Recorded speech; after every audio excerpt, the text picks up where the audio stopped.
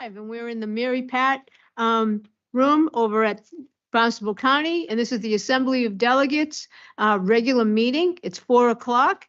And pursuant to Chapter 2 of the Acts of 2023, this meeting of the Barnstable County Assembly Delegates will be conducted both in person and via remote means in accordance with applicable law. Members of the public may watch the meeting through live real-time broadcast by going to the on YouTube or click on the link in the county website. A public participation guide can also be found and documents on the county website. The County of Barnstable does not discriminate in the administration of its programs or activities on the basis of race, color, religion, national origin, disability, age, sex, sexual orientation, gender identity, or any other category protected by state and federal anti-discrimination laws and regulations.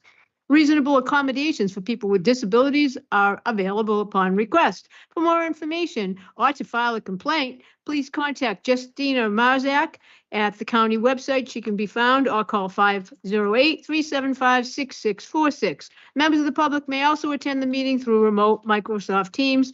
Again, the link is on the county website. Meeting ID 264-976-784. 0509, passcode, uppercase X, 6, lowercase x, uppercase E, 2, lowercase w, lowercase y, 6, or call 781-469-0191, conference ID 195-010-238 pound. I'm going to call the meeting to order. First, I'd ask you to have a moment of silence to honor our troops who have died in service to our country and all those serving in the armed forces.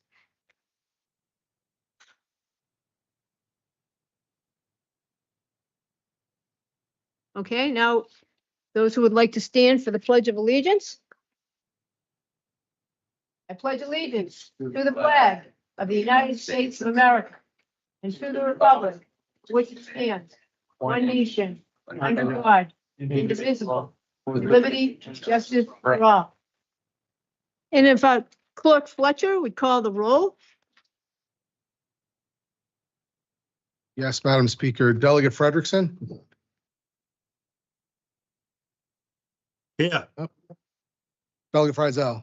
Delegate Fuller. Here. Delegate Gallagher. Here. Deputy Speaker Gasson. Here. Delegate Green. Here. Delegate Harder. Here. Delegate Killian. Here. Delegate O'Malley. Here. Dean Omen. Here. Speaker Potash. Delegate Sampson. Here. Delegate Ty. Here. Delegate Warner. Here. Delegate Wyman Colombo. Here. Madam Speaker, that's 15. Thank you, Mr. Clerk. Do we have journals or minutes? No, we do not today. Hopefully next time. Could I get a motion to adopt the order of business? Madam Speaker, I move that we adopt the calendar of business. Second. And roll call vote? Delegate Frederickson. Yes. Delegate Frizzell. Yes. Delegate Fuller. Yes. Delegate Gallagher. Yes. Deputy Speaker Gasson. Yes. Delegate Green. Yes. Delegate Harder. Yes. Delegate Killian. Yes. Delegate O'Malley. Yes. Dean Omen. Yes. Speaker Potash. Yes. Delegate Sampson. Yes. Delegate Ty. Yes. Delegate Warner. Yes. Delegate Wyman Colombo. Yes. Madam Speaker, that's unanimous. Thank you, Mr. Clerk. So now we're on Committee of the Whole, number 6, communications from members of the public and officials. Are there any? No. Well, you were next. Update from Cape and Islands District Attorney Robert Galaboy. I was just giving an opportunity for anybody else, but I'm seeing none. Very good. Yeah, thank you. Feel free to. Of course.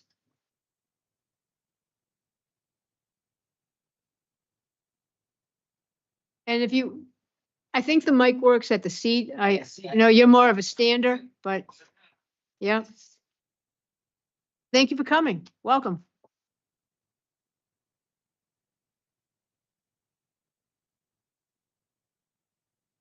Am I active? Okay. Thank you very much, Madam Speaker. Thank you, everyone, for allowing me to come before you for a few minutes today. My name is Rob Galaboy. I am the District Attorney for the Cape and Islands, and I believe this is my third appearance now before this assembly. And I appreciate the opportunity to come up on an annual basis to give a little bit of an update of what we've been doing as an office. Some highlights from the last time I've seen you. I don't want to go back and regurgitate what I've talked about previously, But I want to talk about 5 different subjects that will take me under 10 minutes, I promise, and certainly answer any questions that any of you might have. But recently we launched something called the CERT program, or the CERT team. And what it is, it's the Child Emergency Response Team.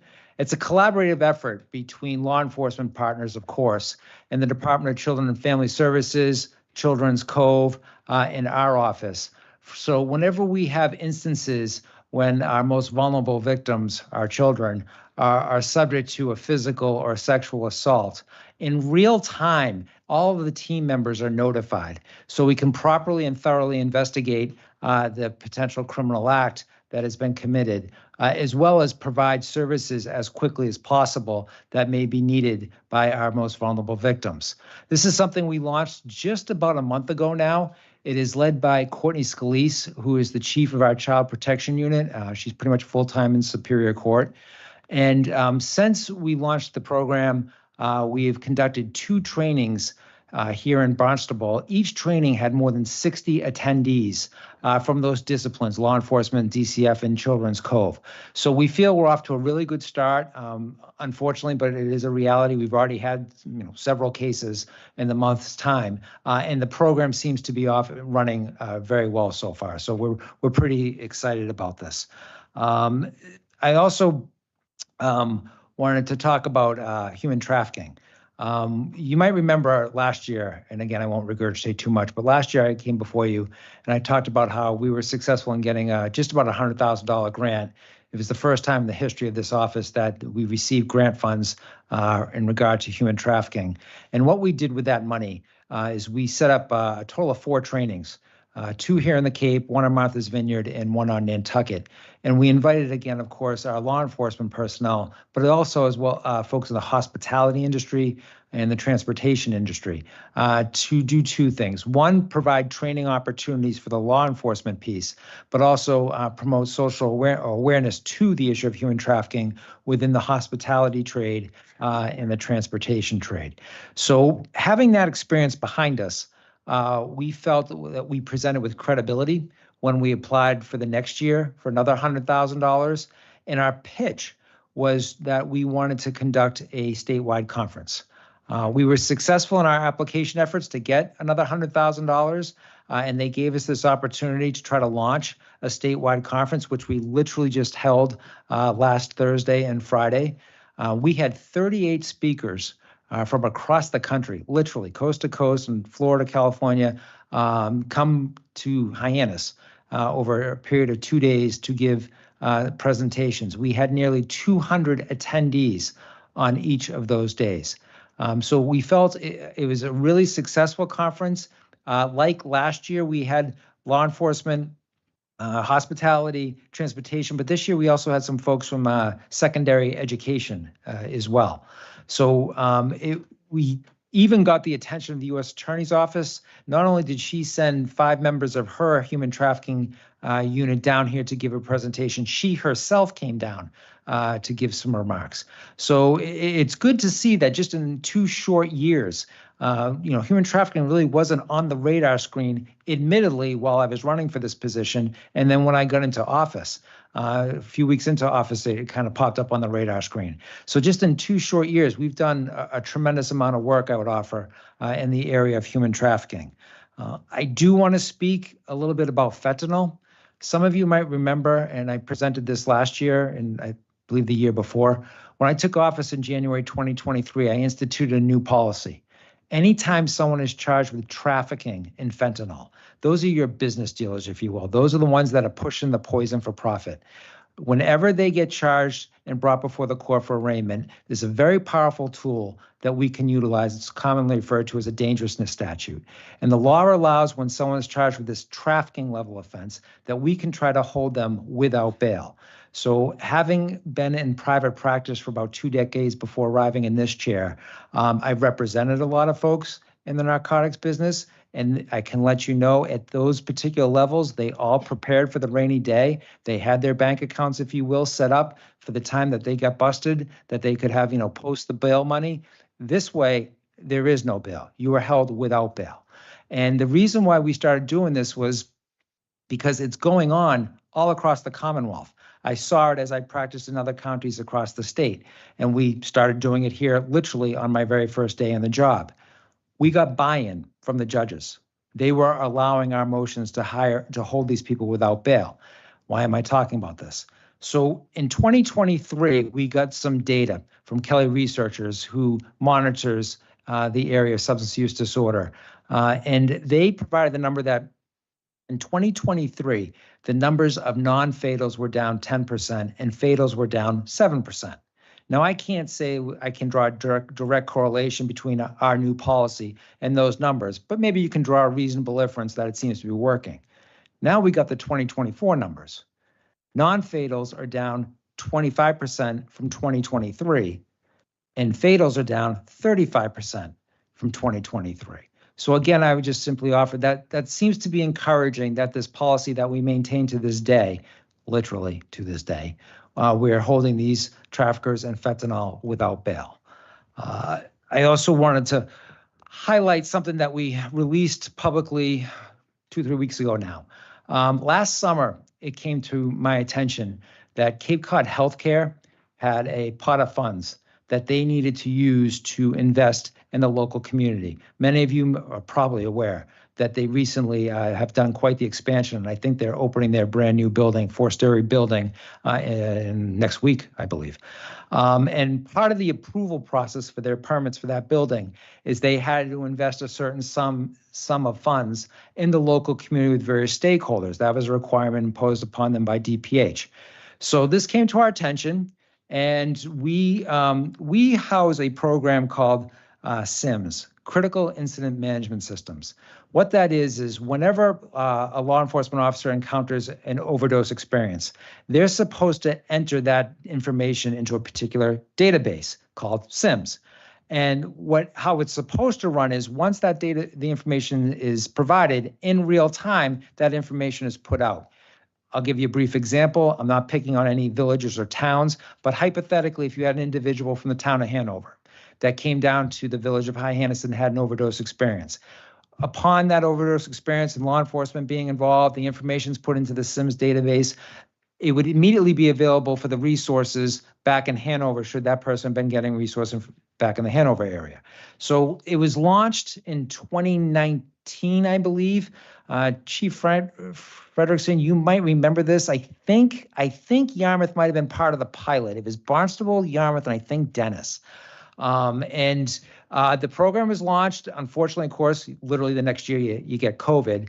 So then we're coming out of COVID and other towns are buying in. I think we're up to 14 out of the 15 towns on the Cape that use this CIMS database.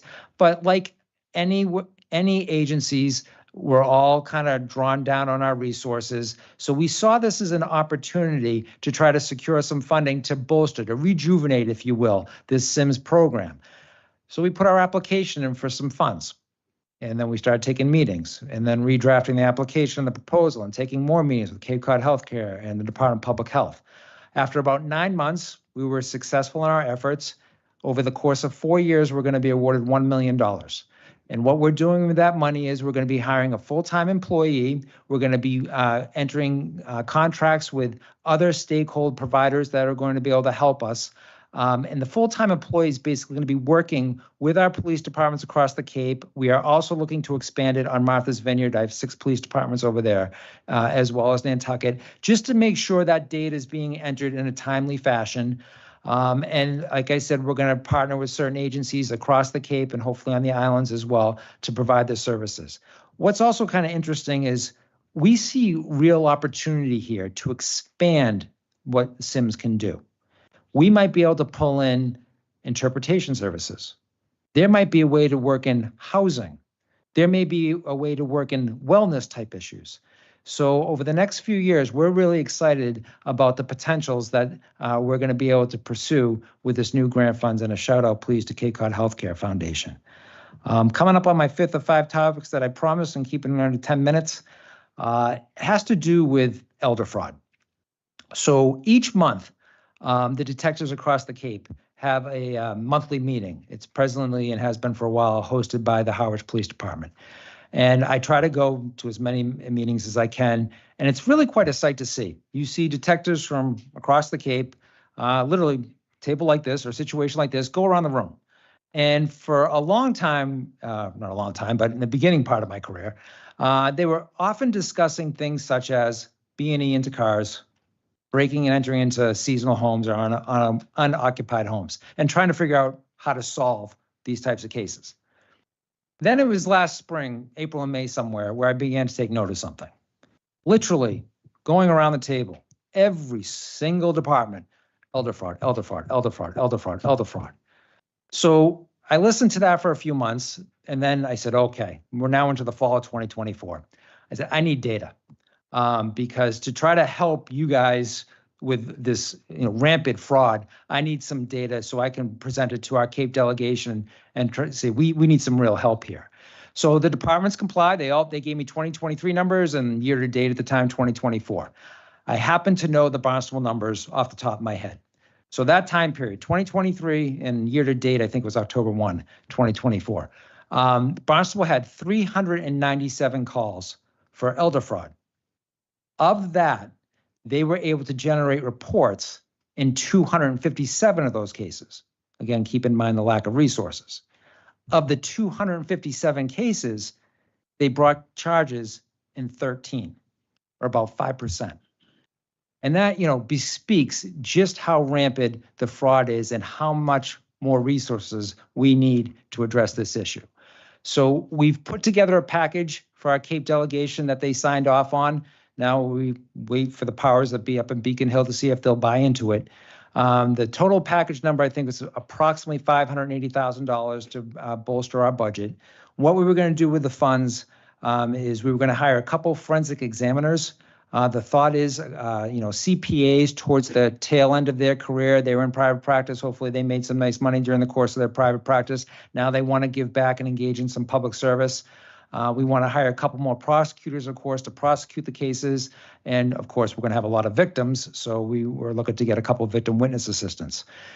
We're hopeful. We're being told this might be a lean year for various reasons regarding the upcoming state budget, but nevertheless, we've got the backing of our Cape delegation for these funds, so I'll certainly keep you all involved or up to date with whatever developments might be coming forward. So I appreciate the time. This is what I wanted to present you with, and I stand prepared for any questions, or strike that, sit prepared. Yes, you do. Delegate Brian O'Malley from Provincetown, please go ahead. Thank you. So if you would, this set of questions is, I'd like to hear your perspectives where we are right now. This concerns what's been in the news lately about ICE maneuvers, detentions, and arrests of people in courthouses. So my general question involves, what's your DA office policy on ICE detainment in courthouses, particularly as regards to civil matters as opposed to, obviously, to criminal ones. Part of that is who's responsible in the courthouses for the court officers. Does your office have anything to play? And where do the local police departments who will be bringing these defendants into court come into play, and what's their leeway? Could you give us an overview of where we stand with that? I can. Thank you. And I can certainly appreciate how this is kind of on the forefront of a lot of people's minds. Chief, if I misspeak, please speak up and correct me, but I think I got this right. And I believe, sir, you were still chief in 2017. I referenced 2017 because at that time, a case came out called Commonwealth versus Lunn, Lunn, in case anyone wants to look it up. It was a case that came out of our Supreme Judicial Court. And what that case stands for is that was the first time the court was asked to make an interpretation regarding ICE detainer warrants. ICE detainer warrants are civil in nature. They are not criminal. Your run-of-the-mill, for lack of a better description, unlawful entry into the United States is not a criminal offense. It's a civil offense. It can be criminal if you, of course, were kicked out of the country previously and re-entered. That's a whole different ballgame. But generally speaking, those warrants are civil in nature. So it was at this time that the court said, because it's a civil offense and not a criminal warrant, our criminal courts cannot be detaining folks folks inside their courthouses on a civil process. Our law enforcement is not supposed to be detaining folks on civil process. So that's been the law of the land, if you will, since 2017. And therefore, my office, as frustrating as this may sound for a lot of folks in this room right now, we're not involved because of that. We deal with criminal prosecutions, okay? So I do want to say this, though, and, you know, I can't give legal advice, but I can say this, I think. While it is civil, these warrants, interference with ICE's efforts is a criminal offense. Now, because I cannot give legal advice, I'm not going to sit here and define for you what interference entails. We're all smart people here. So I put that out there so the folks in this room and whoever may be watching at home or listening wherever understands that. Okay? Thank you. Thank you. Anybody else? Yes, Dean Omen from Dennis, please go ahead. Oh, boy, here we go. No, I'm coming up your thought process on elder law and elder fraud. AI is coming into play in a big way, and these people are getting much more sophisticated. Do you think you can find the manpower that can do that? I mean, they can copy voices of grandchildren. My God, it's crazy what's going to happen out there. No, it is. And I just want to know that you think you can find the right people for the right job. I can tell you that what I'm seeing, and it's a tremendous amount of work, and I think it works well, is, you know, education to try to prevent things from happening in the first place. I see our law enforcement departments, our police departments going out to the Council on Aging, getting out in the community and, you know, warning them about various tactics that are being used by these scammers, if you will. You kind of just loosely touched upon kind of a popular one. The phone will ring and, you know, so-and-so has been arrested, needs bail, things of that sort. To your point, maybe, you know, having that person's voice somehow manipulated so it can be on the phone. And that is quite honestly a powerful scam. Now, I know, again, we're trying to do, and every single department is getting into their community to try to advise people. And I'm not just saying this, he represents Barnstable now, but he used to be the chief of police in Yarmouth, of course. We had a case that made the news maybe 2 months ago now, and this was really something. A gentleman in Yarmouth got a phone call and essentially said, you know, we need $10,000. And I can't remember if it was a bail situation or not, but that particular person, the potential victim, if you will, had learned about potential scams. So he notified the Yarmouth PD saying, hey, I just kind of got this phone call. And so, this guy's coming by my house, you know, 15 minutes to pick up a bag that's going to have this cash. Because he made that phone call, and I please understand it, this isn't a simple thing. Okay, whenever you want to conduct surveillance on someone, we're not talking about like one officer getting an undercover car to follow someone. You need multiple people in multiple undercover cars so the person can't pick up on the fact that they're being followed, right? So they reacted quickly. It's an Uber driver that comes to the house to pick up the bag, but before the Uber driver got there, they dropped a GPS tracking device in the bag. So they follow the car and they're able to monitor the GPS as they're going along, and it leaves Yarmouth, ultimately ends up in Worcester. They see the car pull into a particular parking lot in Worcester. They hang back for a little bit. They watch another person who's the true scammer come over to the car to meet with the Uber driver to get the $10,000. That's when they converge. They find another, I think, $20,000 in the glove box that he had victimized someone else before this. So the education piece is working. They're getting out there as best they can to advise people of this scamming type tactics. But could we use more resources? Heck yeah, we could use more resources. Thank you. Yes, Delegate Killian from Sandwich, please. Thank you, go ahead. Madam Speaker. Good afternoon, District Attorney Galaboyce. Good afternoon. You mentioned human trafficking, and you also mentioned that 2 years ago was really not on your radar. And I think No. most of us would agree we really haven't heard that term in the context of local concern. So do you see that as just something that we weren't seeing, or is the incidence of these just rising so now that it is becoming visible? I think it was something we weren't seeing. And it's not like it's pervasive right now, sort of the Cape and the Islands. It was stuff that was going on. How it got on my radar screen was week 2 on the job. I was invited to attend an event at Great Awakenings over at Independence Park by an entity known as Cape Cod PATH, or People Against Trafficking Humans. And at that night, a survivor spoke. She was from Revere. And she basically explained that no one would ever guess that I was involved in the industry, if you will. She was a regular person. She had a regular job working as a hairstylist at the time. And she was a victim of human trafficking for a few years. She drove a minivan. She had kids that she dropped off at daycare. After a couple years, and she's trying to figure out a way out, it was incredibly compelling, her speech. She started going to Bunker Hill Community College. And what she told us was her trafficker would never be able to take her degree away from her. And she graduated from Bunker Hill Community College while still being trafficked. That's how long she was in the life. So that opened my eyes, and how we got here, and I'll make it fast. When I walked in, there was about 25 people in the room, one other guy. The other guy was the chief of police from Orleans named Scott McDonald. I went down to his office a couple of days later. I said, "Hey, chief, what brought you in here?" And he said he had a goal of creating a human trafficking task force within law enforcement on the Cape. I left that meeting and completely inspired. I come back to my office and said, what the heck can we do? So we put together an HT trafficking task force of our own, of civilians, to try to promote awareness. And then we were like, wait, we're a prosecuting office. We actually need to start doing something here. So we were able to get some funds from our delegation, and we hired a prosecutor to handle human trafficking cases. That remains the case today. And I'm going to say this because I'm actually kind of proud of this. Every DA has state police detectives assigned to their particular office. I have roughly 15 or so.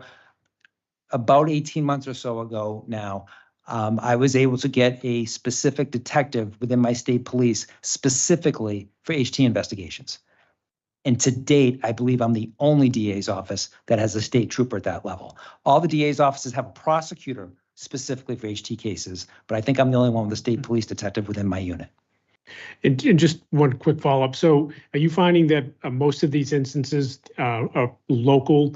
In other words, you're not dealing with federal law enforcement as part of this? So it's kind of interesting. We collaborate with them for the following way. Under certain circumstances, our laws are tougher.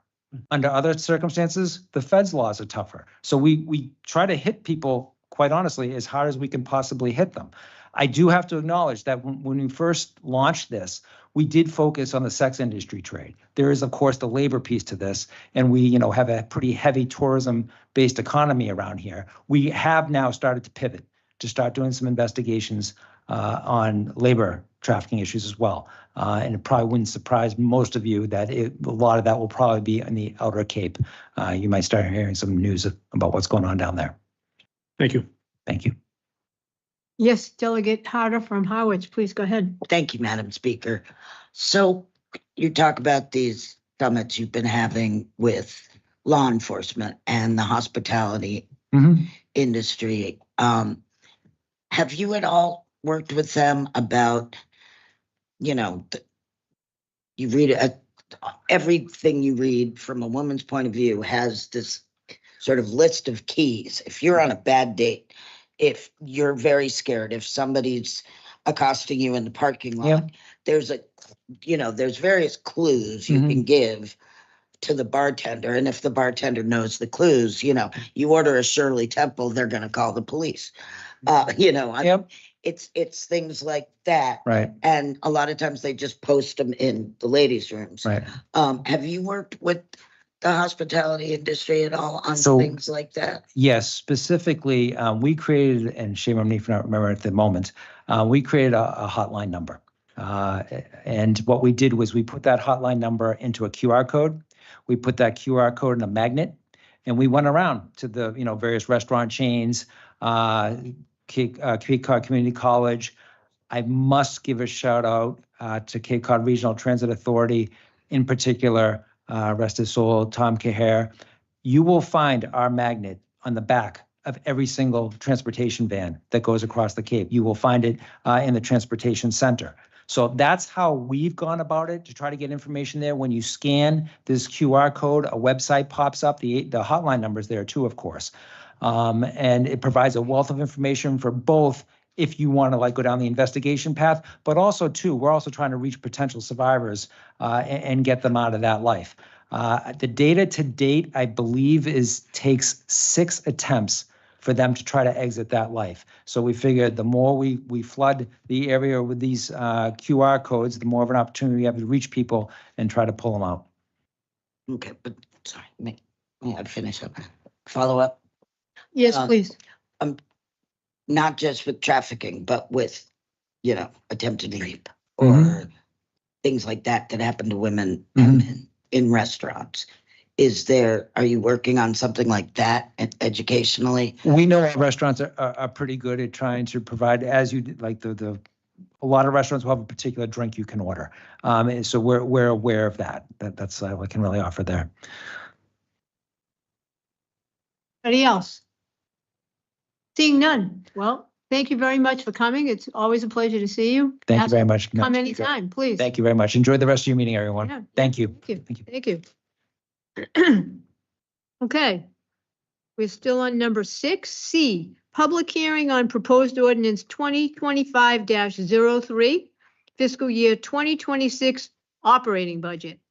Is there anybody from the public that wishes? Yes. I apologize. All right. Thank you very much. Public comment. We have somebody online. Who might that be? Is that Andrew Gottlieb? Someone's gotta unlock them. You have to unmute yourself, sir. No, someone's gotta. Someone has to unlock you. I apologize. Give it 1 moment. Okay, there you go. And now I have a major echo. Hi, good afternoon. Thanks for the opportunity to speak to you. I'm here to talk. I'm Andrew Gottlieb, the Executive Director of the Association to Preserve Cape Cod, and I'm here to address an item you're going to be speaking to later on in your agenda, which is the discussion about a housing crisis. I think that, as an employer, APCC is not immune to the pressures that employers feel on housing. We have staff who struggle to find housing in the region. We have staff who struggle to maintain the housing that they have. And obviously our salary schedule is under pressure to provide our employees with a living wage that allows them to maintain a good quality of life and housing here on the Cape. So we get and understand the pressures that everybody's under. What I'd like to speak to, though, is the notion that your emphasis on dealing with this issue, I think, is warranted, but I'd also like to ask that you think broadly about this issue and think about it from the perspective of solutions that are not couched and reliant on a build our way out of the problem approach.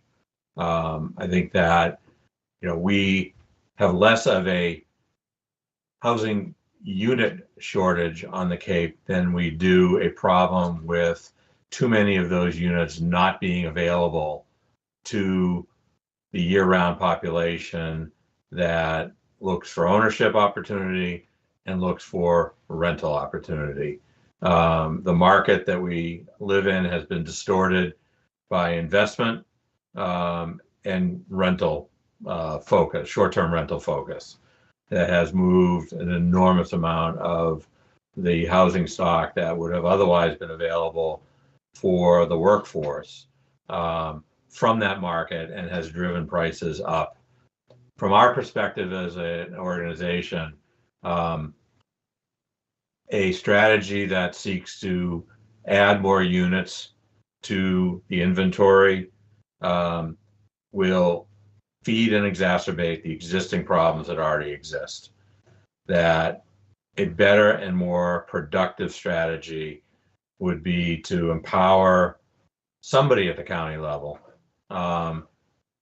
with the mission and authority and daily focus to identify properties that can be brought back into the affordable year-round housing market and to invest the limited resources that we all have on housing production more productively into the acquisition of an interest in those properties that allows for deed restrictions that keep values at a level that is attainable and sustainable for the year-round economy. The cost of securing an interest in existing properties is far less than the cost of new construction.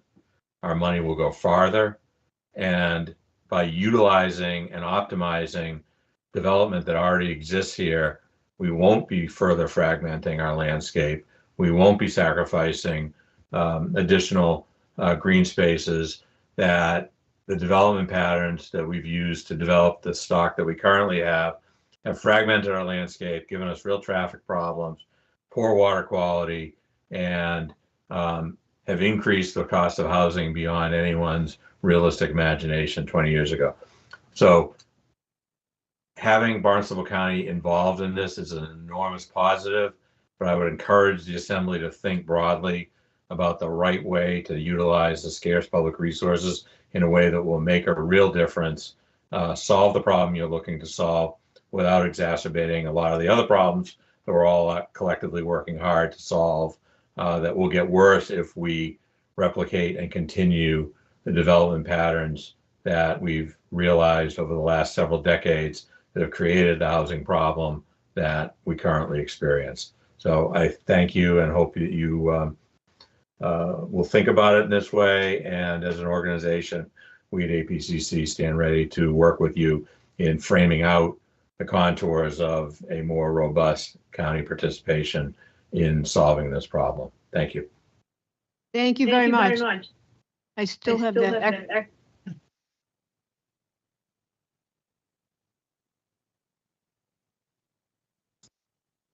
If you could mute yourself, oh, okay, maybe we're good now. Yeah. All right. All right, that's an interesting eruption that we have now. All right, so is there anybody else that would like to public comment at this point? Seeing none. Now we'll go to C. Public hearing on proposed ordinance 2025-03, the fiscal year 2026 operating budget. Would anybody like to comment on that? This is a public hearing. Seeing none. Very good. D, public hearing on proposed ordinance 2025-04, the fiscal year 2026 operating budget, one-time and new initiatives. Would anybody like to comment on that? No. E, public hearing on proposed ordinance 2025-05, fiscal year 2026 Cape Cod Commission operating budget. Do I see anybody that would like to comment on that? I don't. F, public hearing on proposed ordinance 2025-06, fiscal year 2026 Dredge Enterprise Fund operating budget. Anybody? No. Okay. Number 7, communications from the regional commissioners, administrator, and directors. I do see our administrator, Michael Dutton, here. Welcome, Mr. Dutton. So thank you. I don't feel like I have a whole lot of riveting news after following the DA, so I'll create some riveting news for you. Only a few items I wanted to discuss or let you know, inform you of. One, at the last commissioners meeting, I want to give you a brief report. They entertained an amicus brief, which is basically a friend of the issue brief in a land court ruling, or appeal of a land court ruling. And the gist of it was that, or is that the land court had found that there might possibly still be public interest or public access rights to properties that specifically county roads that the counties have discontinued for any variety of reasons. This doesn't affect us directly, but it does affect a number of county roads statewide that have been discontinued. I think the time period post 1923, I believe the date was. when roads get discontinued, the assumption is that the underlying property reverts back to the private property owners or the abutters. And that was challenged in land court. Land court found that, yes, there is possibly a right of public access, even though the county had discontinued the road. So that appeal is going to the Supreme Judicial Court, and the town of North Andover had asked a number of regional governments, including Cape Cod Regional Government, if they would support an amicus brief, and the commissioners did vote to support the amicus brief. I will say that, to my knowledge, this issue has not come up on the Cape, primarily because anytime we are asked to discontinue a road, it is at the request of the towns. And invariably, it's the towns that want ownership of the underlying improved road that is pre-existing. So not a huge issue for us, but the commissioners did vote to join that amicus. Commissioners also heard a report on the Barnstable County Human Rights Advisory Commission, and their intakes for the past year, 2024, their intakes or reports referred to as intakes were up significantly. The uptick probably possibly due to increase in incidents, and also likely due to more people knowing that they exist and more people reporting incidents. So sadly, a full two-thirds of the incidents that were reported were racially motivated, reports of racial discrimination. So the commission, to its credit, is tackling those figures and looking to see how they can play a more robust role in preventing some of these incidents. So otherwise, just wanted to give you a quick update that the Aqua Fund is getting a new computer program, which will replace something that's largely homegrown, and that is good news. We'll be able to better reconcile those funds.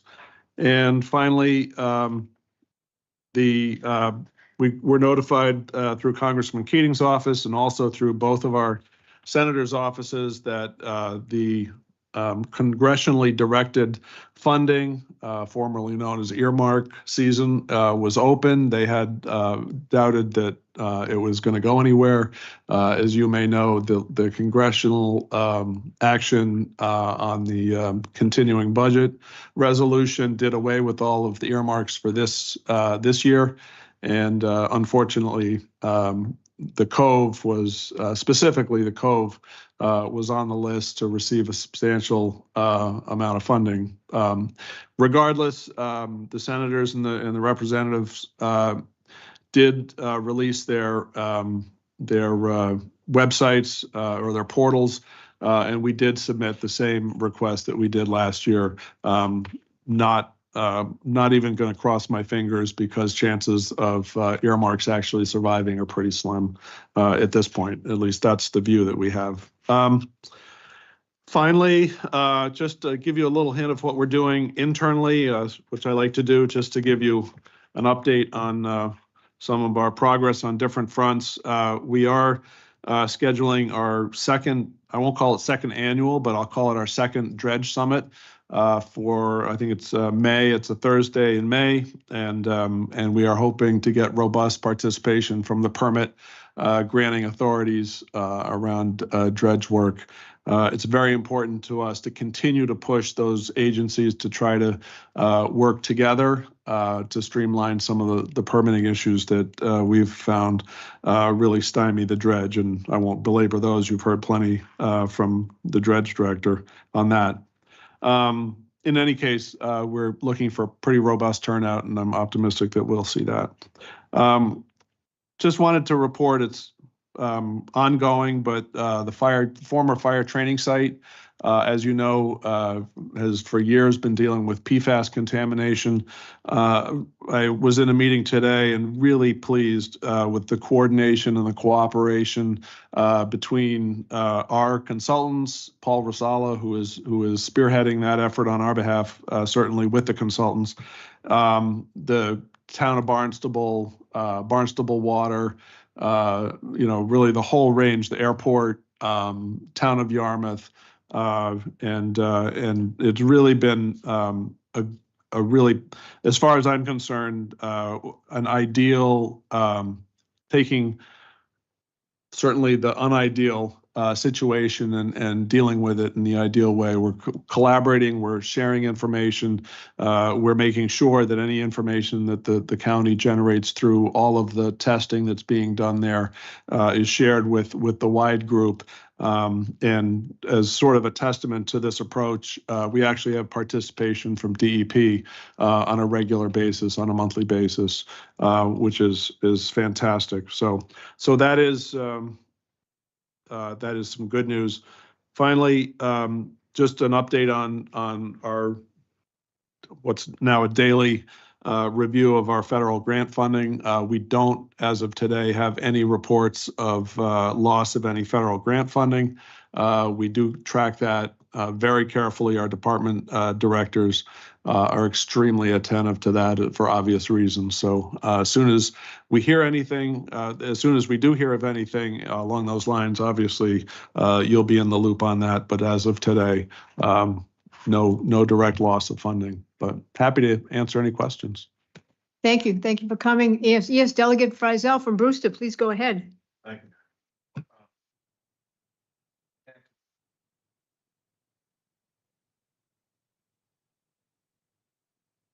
It is. I apologize. Oh, no. I'm sorry. I didn't speak in enough detail, but yes, capital grant. Well, you would promise to drum up some kind of drama, so there you go. I guess I did. Yes, Delegate Killian from Sandwich. Thank you, Madam Speaker. Good afternoon, Administrator Dutton. You had mentioned the site, the cleanup site, and I've asked this question a few times over the years. It's been a while since we discussed it, but how is the litigation going with the manufacturer of that PFAS material? My recollection is there were two. We're suing. We're part of a class action on two fronts. It is progressing, as you can guess, very slowly. We don't have specific resolution to it yet. I can tell you that the class actions that are being settled right now have to do purely with drinking water. So those entities that are providing drinking water are sort of the first in line to get funds through the settlements. We're sort of a second tier, I guess, if you want to put it that way, because we're not supplying drinking water, but we do certainly have contamination that does have impact on drinking water. So, but anyway, we're sort of a second tier, so we don't have any specific news. I don't have any specific news to give you at this point, but we're still in that fight, continuing. Counting it in years, I see. Mm-hmm. Yep, thank you. Exactly. Anybody else? Oh, yes, Delegate Harder from Howard, please go ahead. Regarding the grant funds, everything, has the ARPA money, as I recall, had to be allocated by the end of 24. Has that been handed out? I mean, is that spent, gone? They can't come and take it back? Well, yes. In terms of trying to claw back unused, yes. Anything that has been obligated, I think the term is obligated by December 31st, 2024, is secure. And that cannot be clawed back. If there were unobligated funds, then the risk or the potential or the fear is that those will be clawed back. But our funds have all been obligated. Are they out, quote unquote, out the door? Not all of them yet, I don't believe, but. I'm looking to see if there's anybody else that would like to ask. Yes, Deputy Speaker Gessen, please go ahead.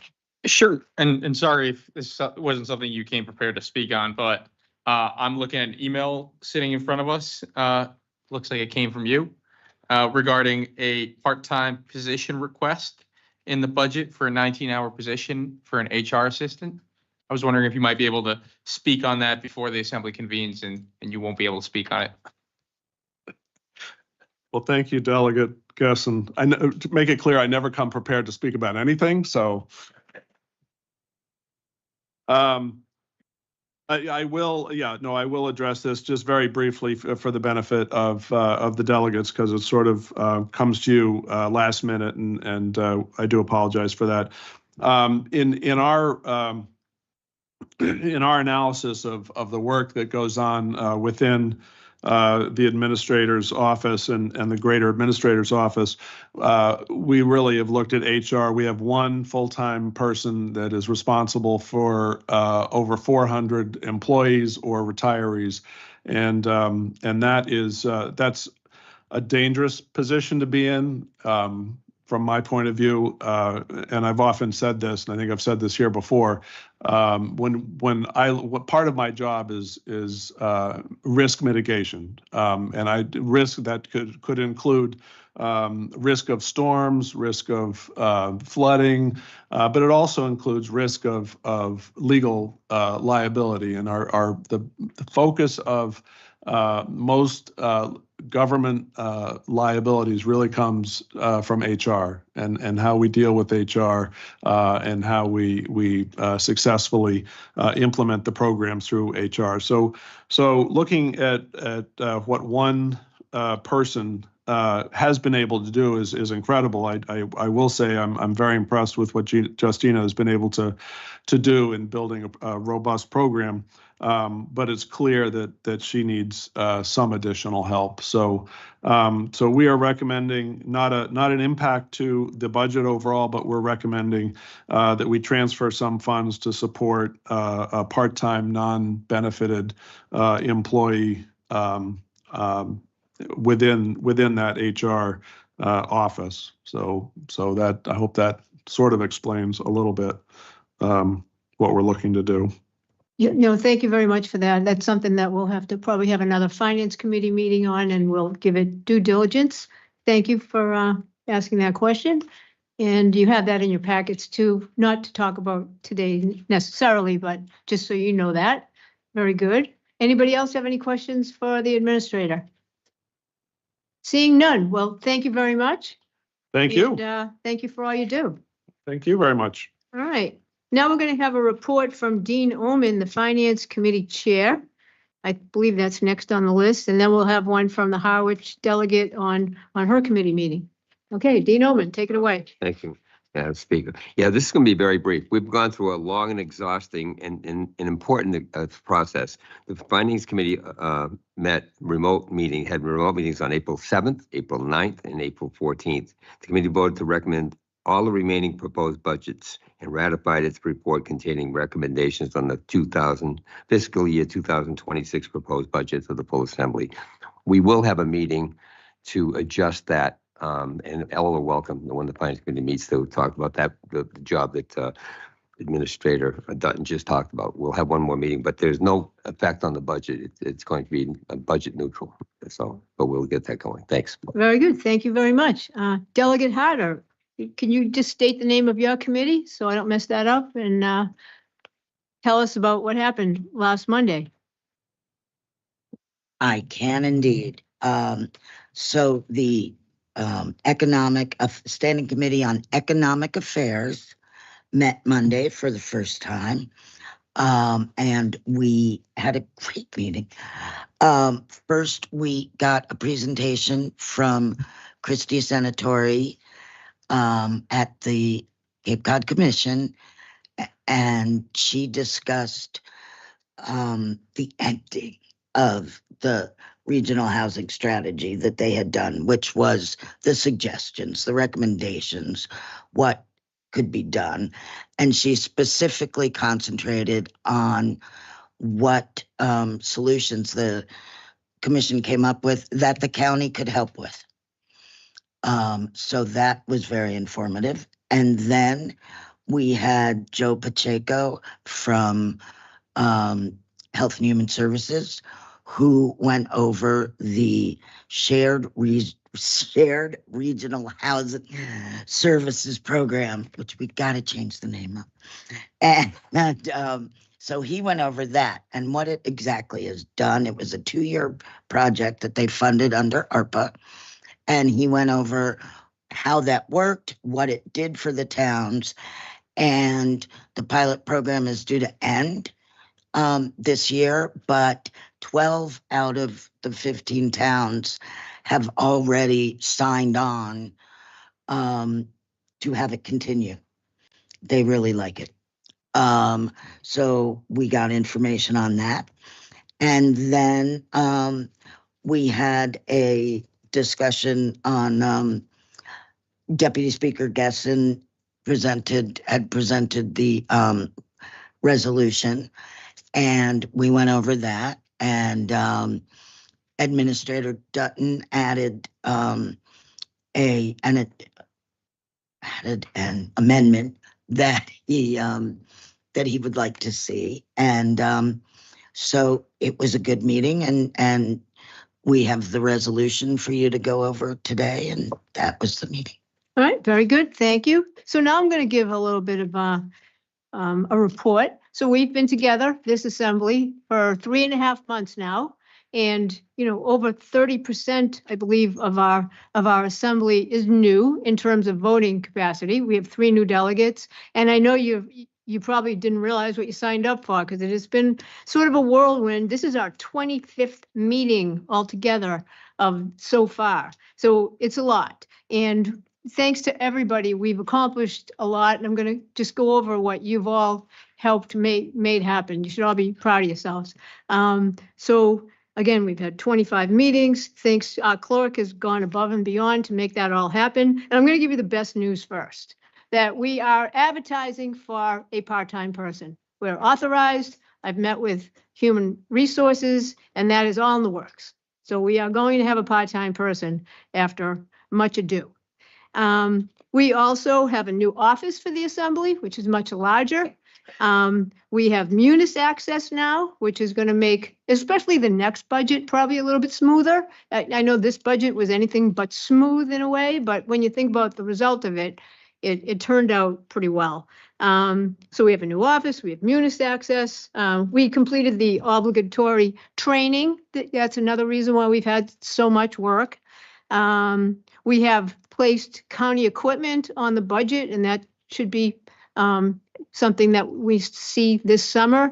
And we'll all have to take that computer and use it when we're remote, because that's the only way we can have uniformity. And most importantly, cyber safety, if we all have the county official equipment when we're remote. And you'll have all your meetings on there, all your materials on there, and it should be quite easy. I think we really should all take it. All right, so let's see, what else? We are in the process of a job description change where we've made a lot of progress with that. I think you were going to see that underway soon for the clerk's position to better reflect what our clerk does. We've hired assembly counsel, and that's been nice. I'll give you more of a report on that when and if something becomes an issue, but with any luck, it won't become an issue. Let's see, what else?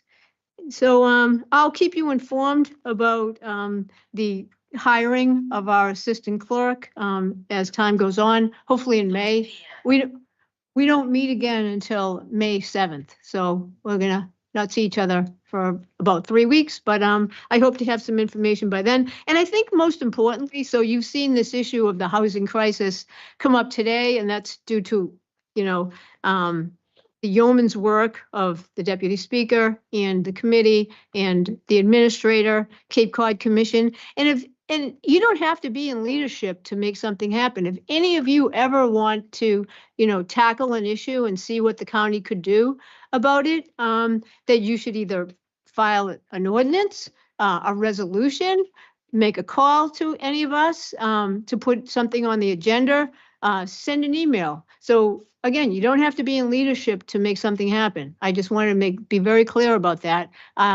So that's it for me. See what we have next. Okay.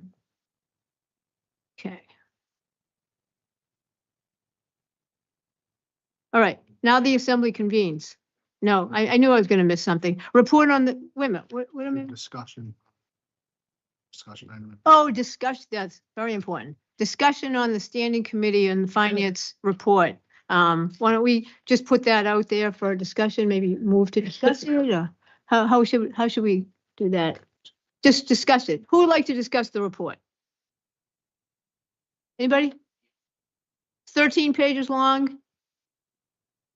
Yes, Delegate Frizel from Brewster.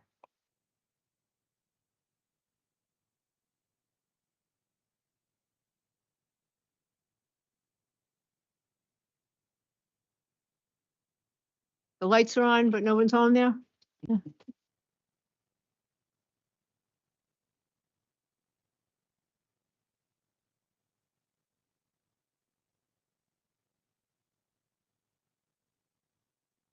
Ah, the old reboot.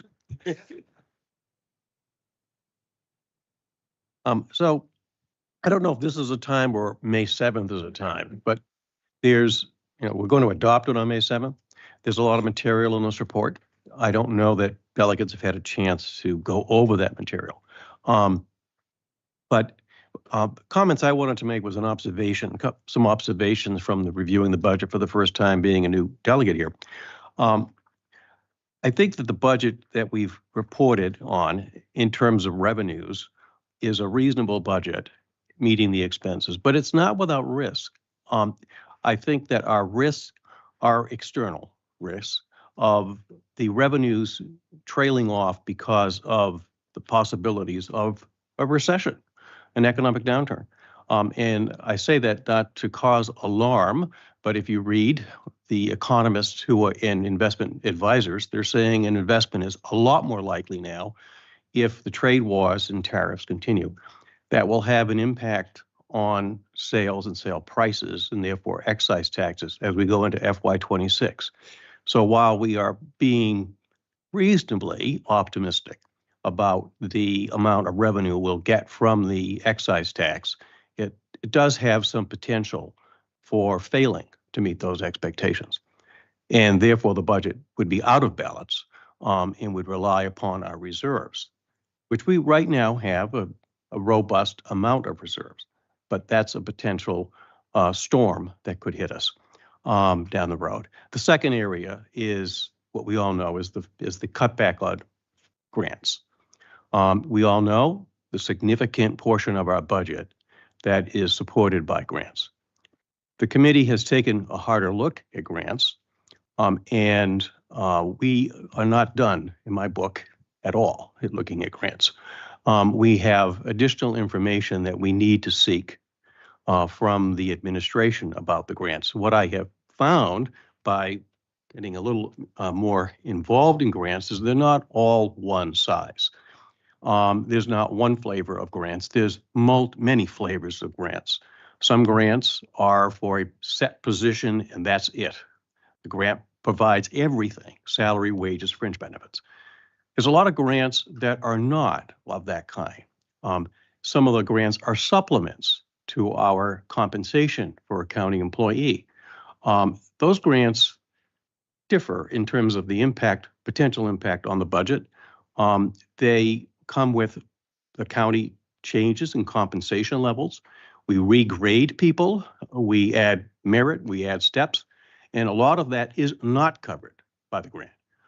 So we then end up increasing the amount of money we take from the general fund. So I think while we cannot fully analyze this for this budget, and you'll see, in fact, when you look at the budget, there's an asterisk at the Cove where we did not make one recommendation one way or the other. We'll probably come back and talk about this on May 7th. That's where we kind of discovered some of this, but it's not only the Cove. There are other grant positions in other departments, health, human services, et cetera, and that have a significant amount of money. And we haven't been able yet to get our arms around that fully. I think we can't probably before we adopt this budget, but it's something I'm hoping the Finance Committee will look into more in a more detailed way with the administration to understand the impact they have on our budget and how it can affect our potential structural balance or imbalance as we move forward into FY27 and the out years. So enjoy the reading for those of you who haven't yet read the report, but I think that there's more to come and as we proceed after the budget is adopted. Thank you for that. Delegate Harder, please go ahead. just to follow up on what Delegate Frizel said, I've been very confused about grants because it seems we used to have a department called RDO, which was the one that ran the grants, took care of them, made sure they were being followed, make all that stuff. That's gone. Usually, I think the assembly's supposed to vote on that, but I don't know. So I'd love to know, like, who do we have now that's overseeing the grants? Is that now done by each department? Because if we're gonna have grant people that are just for grants, then I wouldn't mind in this day and age trying to, make sure that they have real support, because it's going to be a very hard job this year trying to track down grant money and all. So I'd just like to know more about. Yeah, so that's going to be those something that we'll look into. Right now, we're just limited to talking about this report for today. I gave you some latitude on that, but let's try to stick to the plan. I do see Administrator Harik, who probably wants to respond to that. But before I acknowledge her, and just if you could just wait one moment, is there anybody else that wants to just comment on this 13-page report itself? Yes, okay. So let me go back to Ms. Harik while she's here, and then we'll go to you two. I just wanted to see if there was anybody else that wanted to talk about that. Yes, Vera Harik, please go ahead. Assistant Administrator. Pleasure to see you all. Thank you. Assistant County Administrator Vera Harik.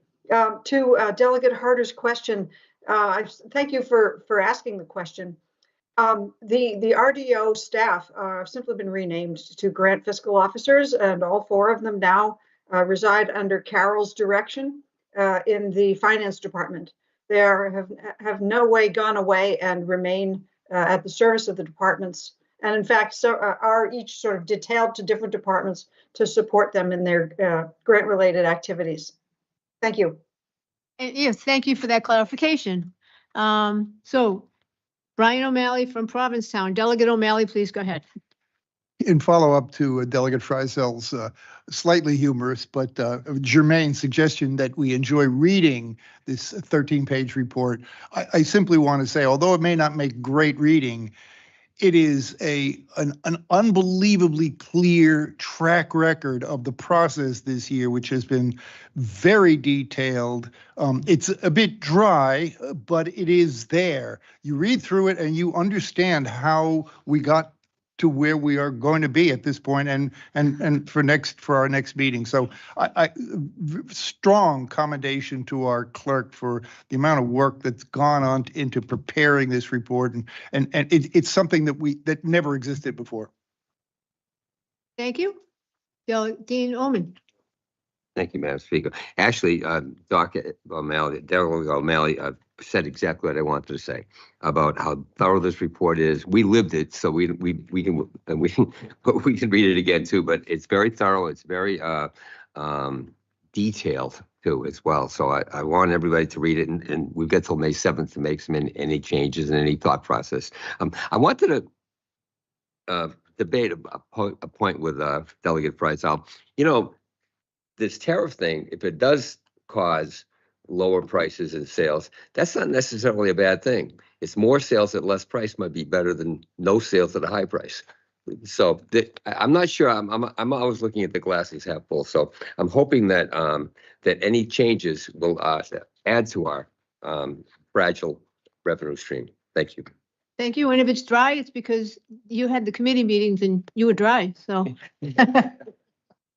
you want to add drama next year? I'm not advocating for that. Yes, Delegate Frizel. Well, I don't want to go on a prolonged debate about this, but I don't think economists look at recessions as a good thing for the real estate market. And that's my point, that it could be a bad thing for the real estate market. Yeah. All right. Anything else on this 13-page report that you're all looking forward to reading before you go to bed tonight to make that night's sleep all the more sound? All right. Yes, definitely.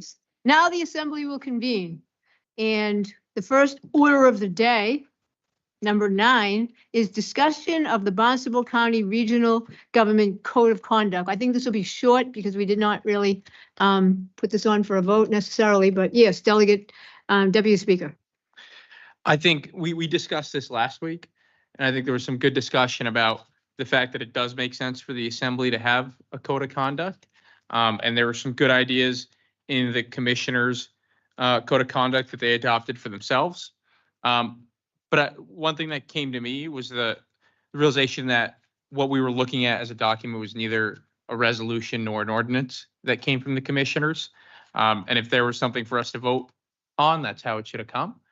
So I think the next logical step is for us to refer this to a committee, probably government regs, and then develop a code of conduct as an assembly that makes sense for this legislative body and bring that up for further discussion as we go through it. So I'd like to make that motion to refer this issue to the Committee on Government Regs so they can develop it on their own. So why don't we just get a second on that, and then we will have a discussion if anybody wants to discuss. Okay, thank you. Delegate Sally Ty from Truro. Now, who would like to discuss this, or should we just vote? Delegate Friesel. Thank you, Mr. Chair. I like that idea, but one thing that concerns me kind of with this code of conduct is that, and now that we're going to enter our own, this seems to speak for everybody in the county. And so I think in the committee's work, they need to address that, because this seems to speak to every elected appointed official. And we'll have to clarify that. Yep. Okay, Delegate Harder, please go ahead. Thank you, Madam Speaker. I like the idea of tailoring it slightly differently for our body, because there are 15 of us. We have different open meeting law restrictions and things than other people do. I would like to suggest, though, that while it's at committees and going through that process, I don't know if we just verbally agree, but I think we should all follow the existing one until then, just so people don't think we're pushing it off, so we don't have any. How about you follow it, and we'll, All right, and I we'll follow will. the charter. I'll follow it, and And I'll we'll yell at everyone follow who the doesn't. rules of ethics and what Mom taught us and Dad. Yes, Delegate Green. Thank you, Madam Speaker. It is my opinion the Assembly should take a careful look at the proposed code of conduct and the language before us and not vote on this, adopting it today. I'm a strong advocate of maintaining the rights of free speech. The document as it stands violates our free speech rights in some areas and our rights we have as Assembly delegates. I don't think we need a code of conduct in the first place. If the commissioners want one, that's fine, but that doesn't mean that we do, and we haven't had one in the past. But if it's the will of the Assembly to move forward, to adopt a code of conduct, I do think that some of the language does need clarification and needs to be sure it's not open to interpretation. For instance, how does one define pending matter? We deal with about every topic under the sun, and most are ongoing and could by some, in some cases, be defined as pending. So Or how, we're going to take this up in the committee, and we'll have, the Assembly has a lot on our plate. Well, I would like to continue. I do have my 5 minutes if I respectfully would like to continue. So I do have issues around the language used in reference to social media and its uses as an Assembly delegate. Those are a few of my concerns. I'm concerned when anyone, no matter where they are coming from, infringes upon the rights of any citizen. And certainly I think it's incumbent upon us to protect our rights as Assembly delegates. The Assembly has a lot on our plate this year. I think we should move on and not take any action on this matter. But I will support the Standing Committee on Government Regulations taking a serious look at this document. Perhaps this summer, after the budget has been voted on, the charter review is underway. We've had some reports from the Cape Cod Commission regarding their process and progress on the updates to the regional policy plan, which we will need to vote on, and other matters at hand like housing. The standing committee could bring back a recommendation to the full assembly following hearing all of the concerns delegates on that committee and all other delegates have, and hopefully coming to a consensus if we even need that document. Thank you for your time. Thank you. So, should we take a vote on kicking this over to another time with a committee? Very good. All right. Take a vote. Delegate Frederickson, Absolutely. Delegate Frizell, Yes. Delegate Fuller, Yes. Delegate Gallagher, Yes. Deputy Speaker Gasson, Yes. Delegate Green, Yes. Delegate Harder, Yes. Delegate Killian, Yes. Delegate O'Malley, Yes. Dean Omen, Absolutely. Speaker Potash, Yes. Delegate Sampson, Yes. Delegate Ty, Yes. Delegate Warner, Yes. Delegate Wyman Colombo. Yes. Madam Speaker, 15 in favor. All right, very good. Okay, proposed resolution 2025-06 on housing in Barnstable County. I believe. Yes, okay. Who wants to start this off? Delegate Susan Warner, perhaps? A little birdie told me you might want to start it off. Madam Speaker, I'll move the motion. Okay, to accept, to adopt the resolution? Exactly. And, Second. all right, very good. Now, let's start off, if we could. What I'd like to quickly do is quickly read what it contains so that everybody knows what they're looking at in terms of this particular document, which has been finely tuned.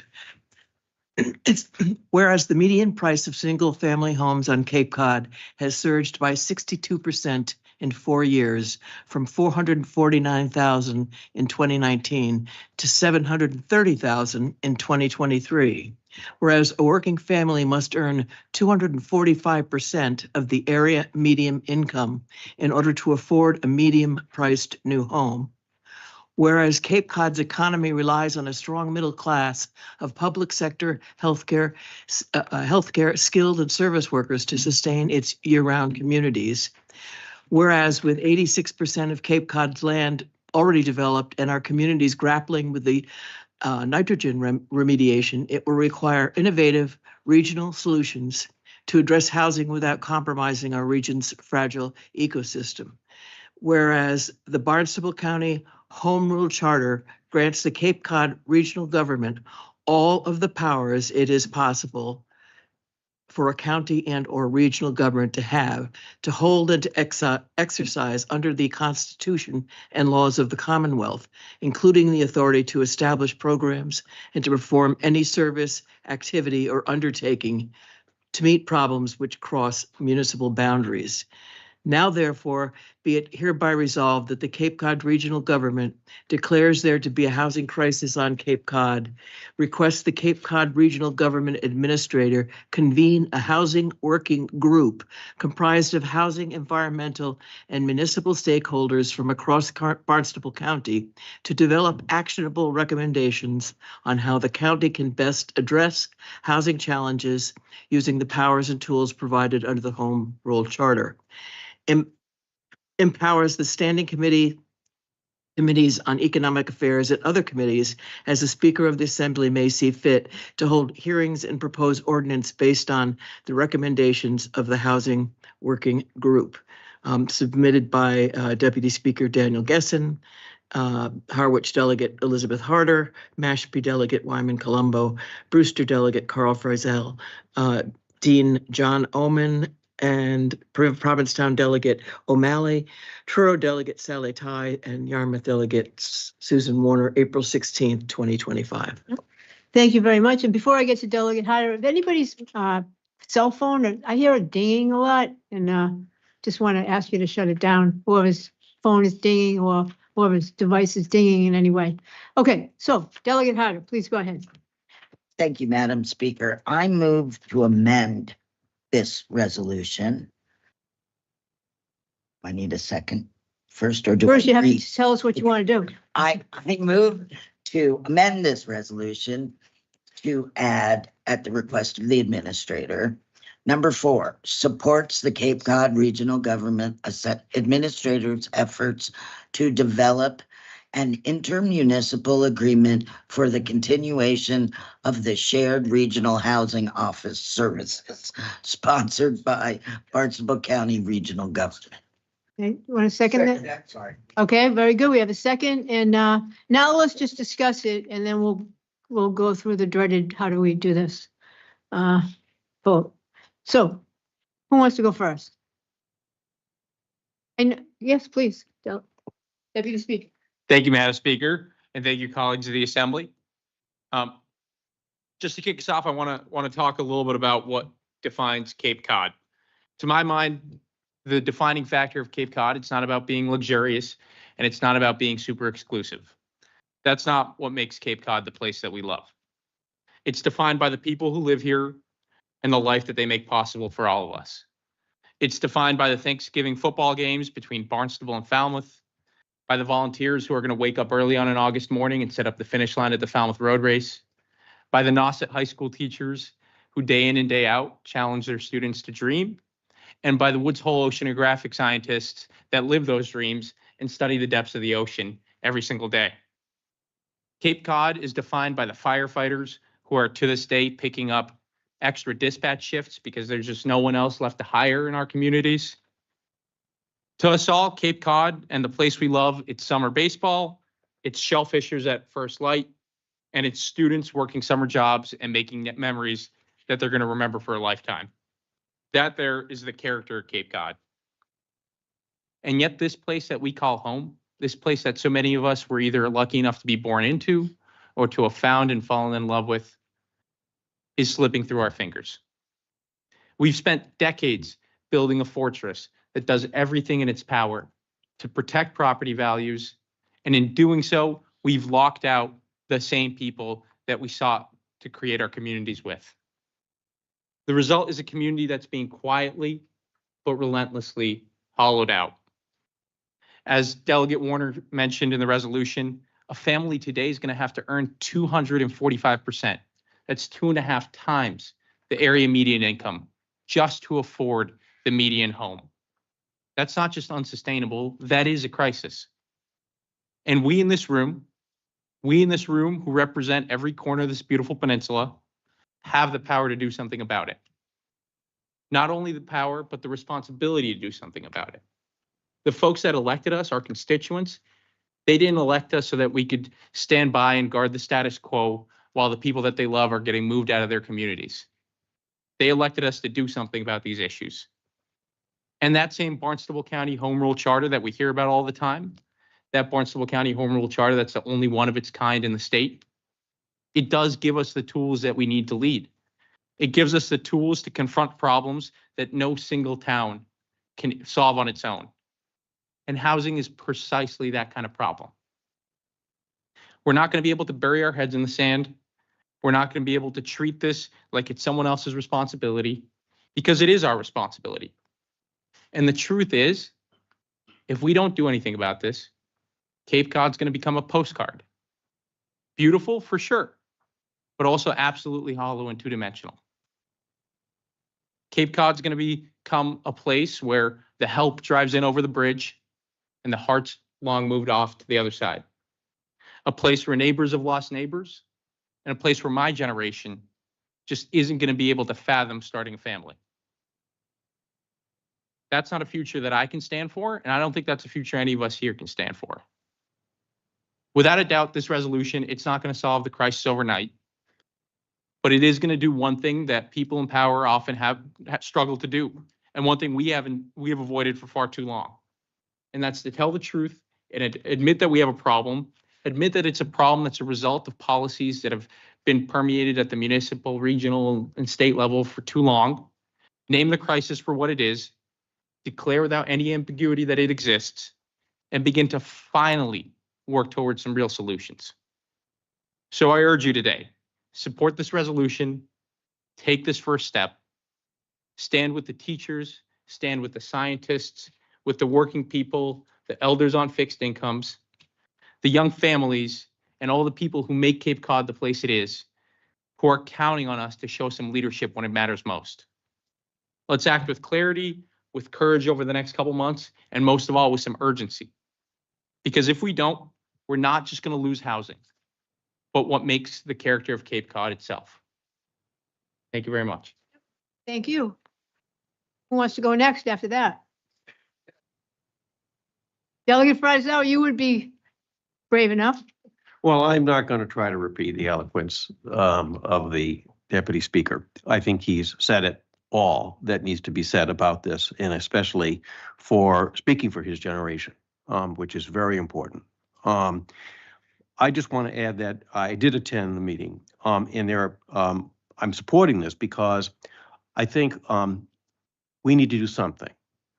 Sometimes big problems and big complicated problems, which this is, which is a problem that can't be solved by any one body or entity, cannot be solved in any short period of time, sometimes overwhelms us to the point we get paralyzed, we do nothing.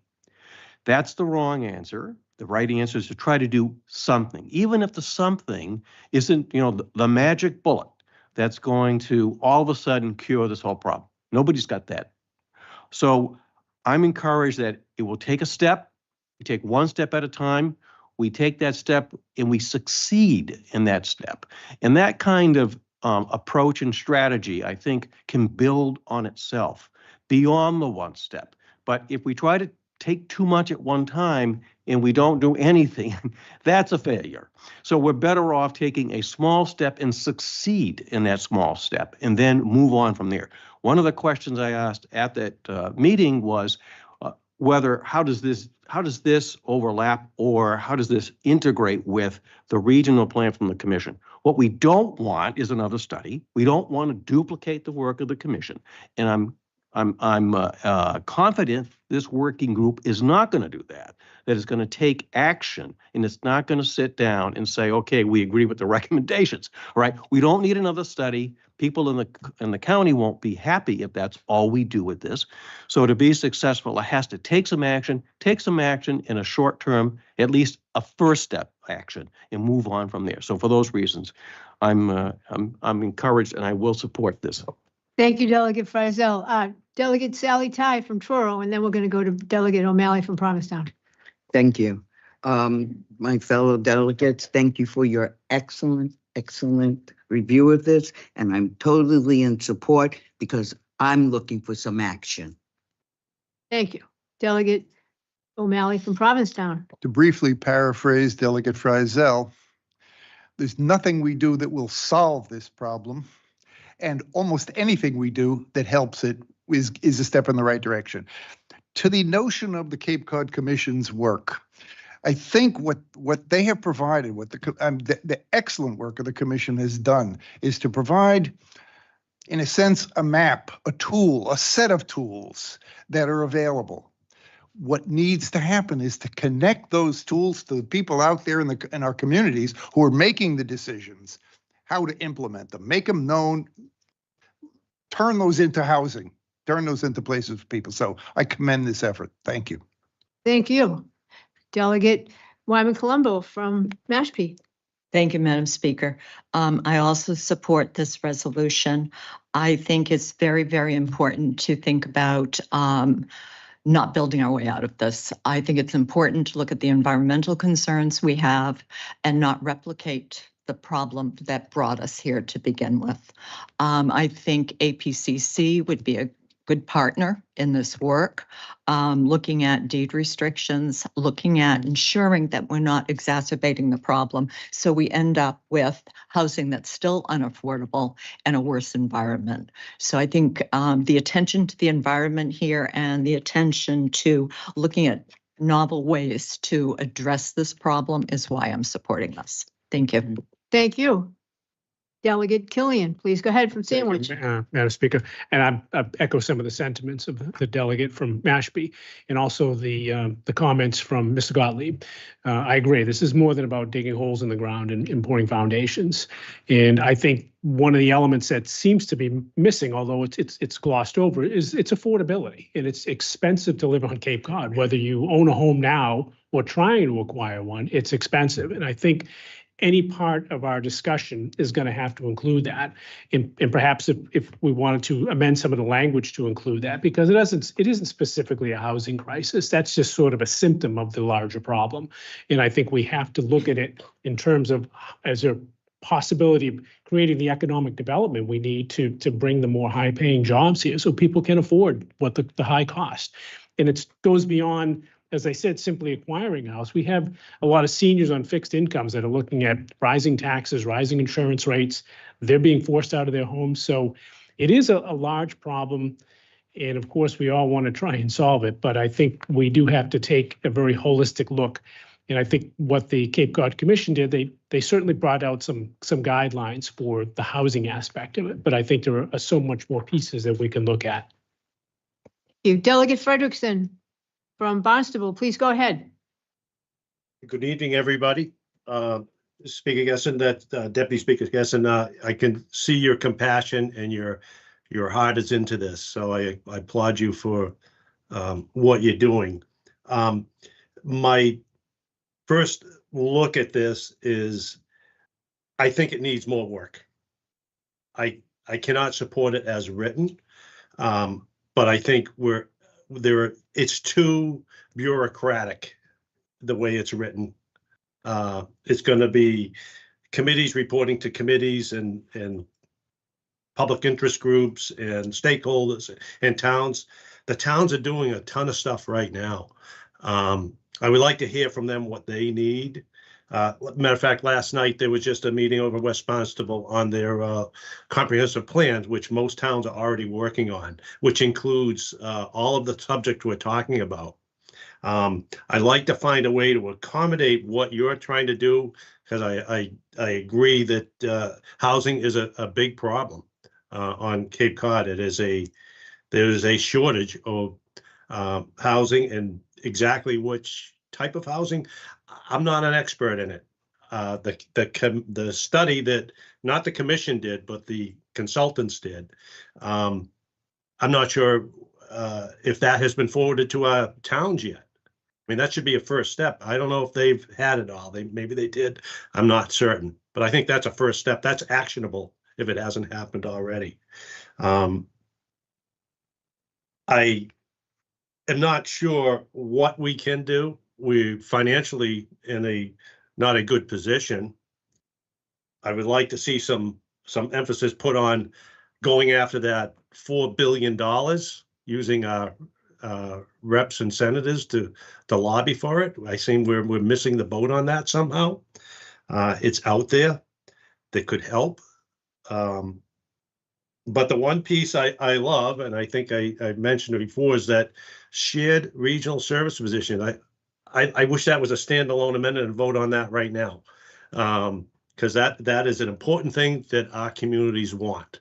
I think that's actionable. And geez, we just had 2 positions get put forward to us tonight. Why can't we just add that one in and get that done? Get it, check that box. And a matter of fact, I wonder if that position can be even more robust into doing these things that you're putting in here, that we work on that. Why can't we get them to concentrate on it? Because my fear is the best way to kill an idea is to have a committee. And this is all laden with bureaucracy that I don't know when we would see the end result of anything. I think I love what you're doing. I love the concept, but I'm not sure this is the best way. And I also don't want to say that I have all the right ideas right now, but I'd love to have more discussion on it before we vote on this particular piece right here. Delegate O'Malley, please go ahead, and then we'll go to Delegate Harder. I would concur with Delegate Frederickson that certainly the bulk of this work is coming from the towns at this point. From the town of Provincetown, we had town meeting last week, and the range of innovative first-time concepts in developing new housing is very real. what I see as the benefit of this notion is to bring those people together, to disseminate those kind of ideas, to talk about them and to share them. And as I said before, to integrate with some of the concepts and planning tools that the Cape Cod Commission has used. I think that's where we as a county regional government have the strength to pull this together and to facilitate a discussion that includes the towns, absolutely, and it refers to the municipal stakeholders as part of this. So I agree with your sense, and I would encourage you to let's move ahead forward with putting this into action. And Delegate Harder. Thank you, Madam Speaker. So to Delegate Frederickson's point, I don't see in this resolution where it says anything other than shared regional services program. That's the only program specified in this.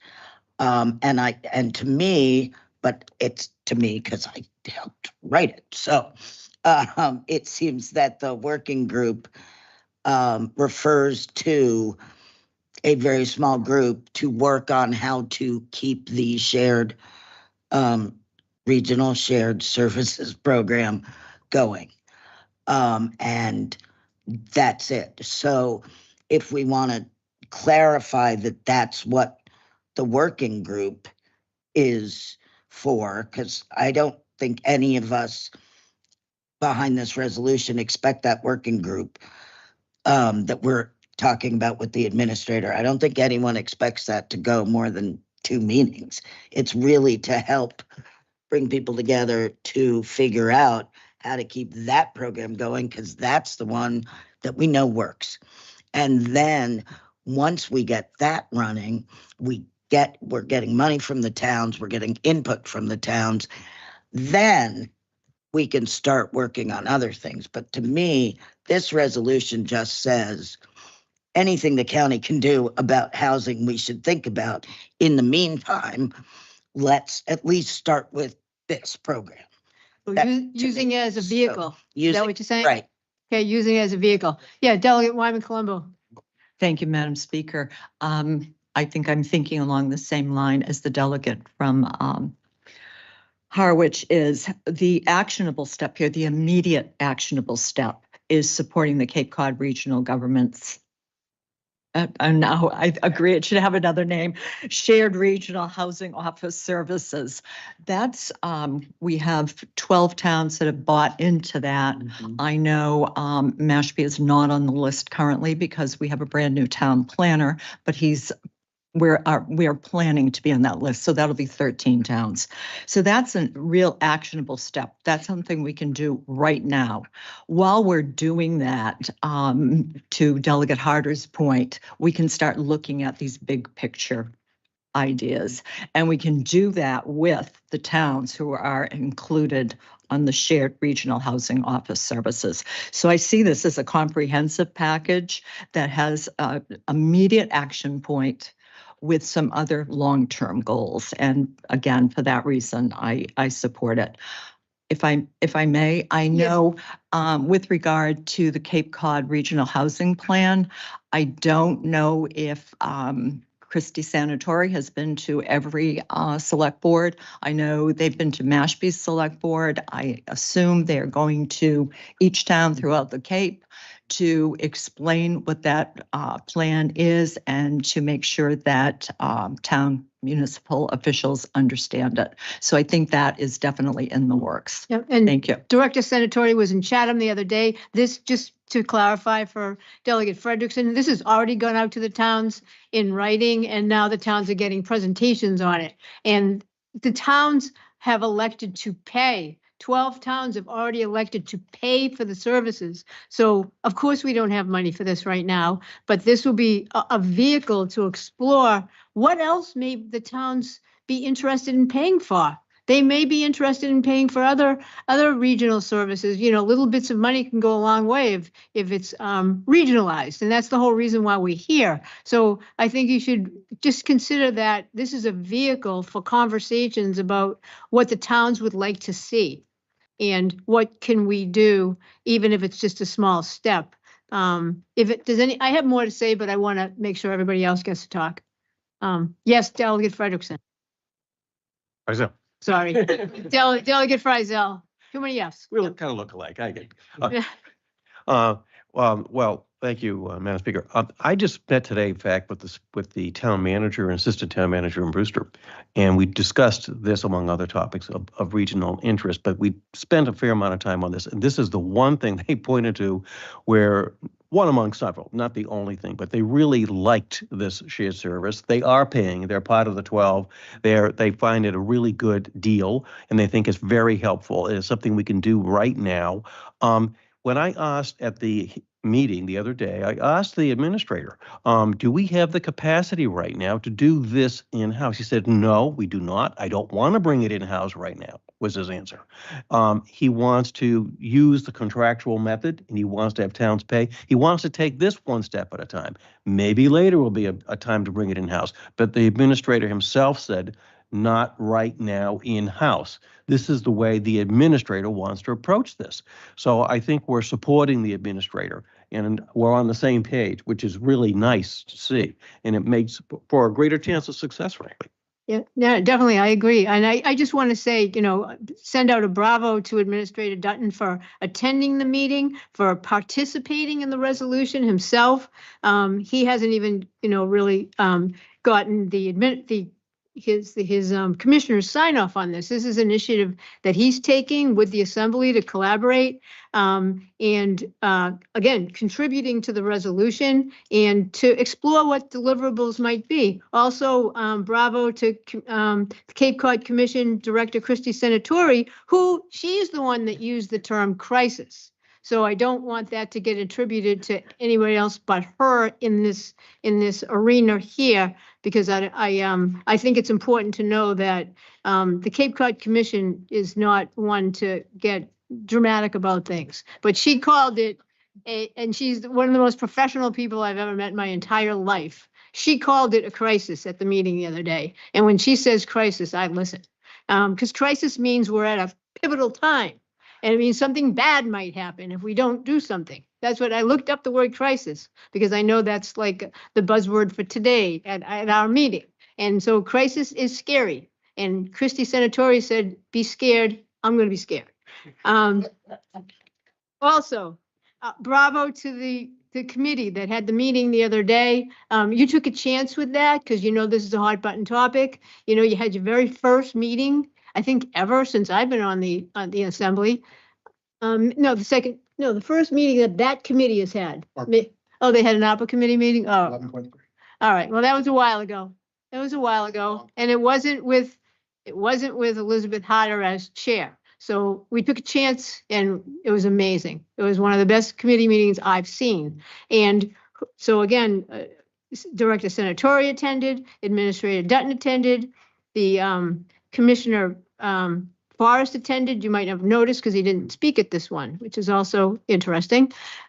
He came, he just listened and took it in and appreciated it.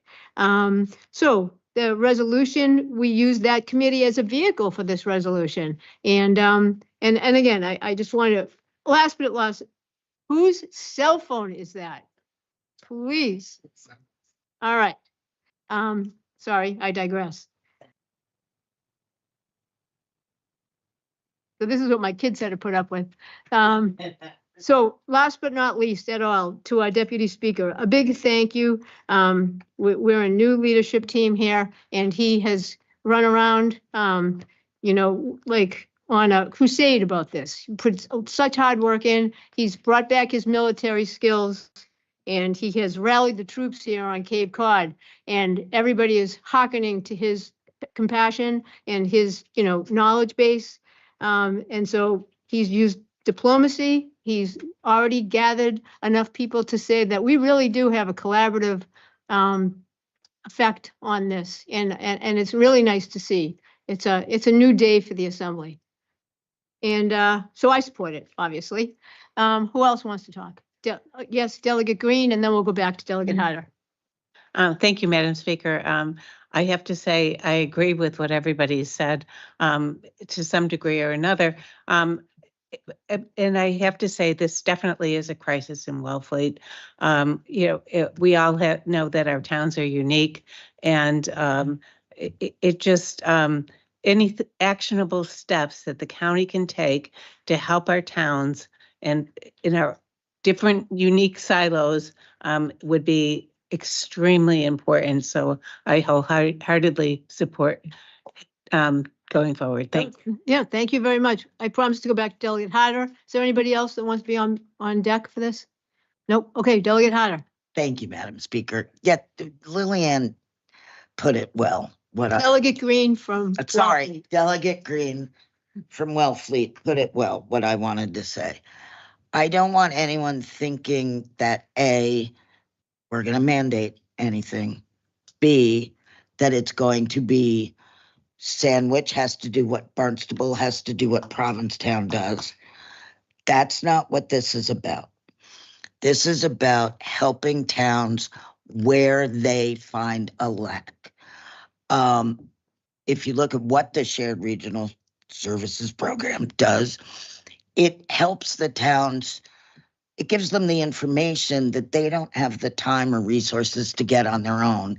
And it doesn't make every town's housing advocate coordinator do the same thing. That's really what it does. It centralizes information. It helps them navigate what's out there. And what I see in the future is, my personal view is we don't want to build anything. We don't want to, that's not our job. And if anything, I don't even know that our job has anything to do with capital A affordable, because God knows there are 100 million organizations dealing with that. So, our job towards that would be, again, we just streamline the information so that people have one place to go to where they know, oh, what's that new law? Oh, I know who to ask. So the towns can come, they'll have a central clearinghouse of ideas, information. That's really, what this is about right now, because that's something we can do right now. And any little bit that helps the towns so they can focus on what they are doing, because each town is individual.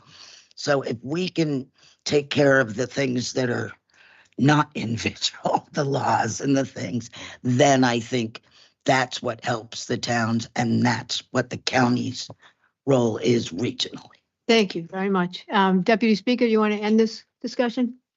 Sure. I'm not going to presume that nobody else is going to want to rebut what I have to say, but I appreciate the statements from Delegate Harder and the number of the delegates that have highlighted the Regional Shared Services Office. I do commend the administrator for taking that step, which I think is the first of many steps to come when it comes to the county addressing housing. That is not going to be a one-size-fits-all solution, but it is a good first step, and that's why I'm excited that he even wanted to add this to the resolution, which is what we're going to be voting on next as the amendment. But I also see the working group as taking on a broader mandate there.